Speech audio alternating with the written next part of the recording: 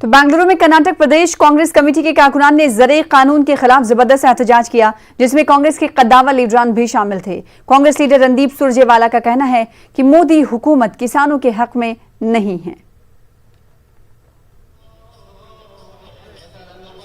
पूरे कर्नाटक के अंदर किसान आंदोलित क्यों है?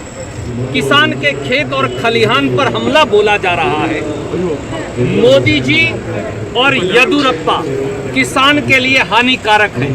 भारतीय जनता पार्टी किसान के लिए हानिकारक है।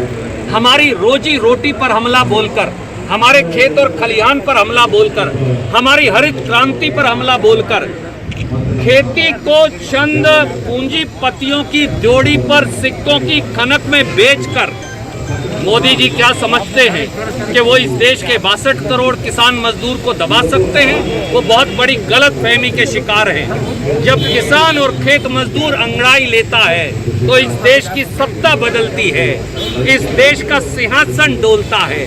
मोदी जी तैयार हो जाइए, अब किसान और खेत मजदूर आता है, सिंहासन खाली करो।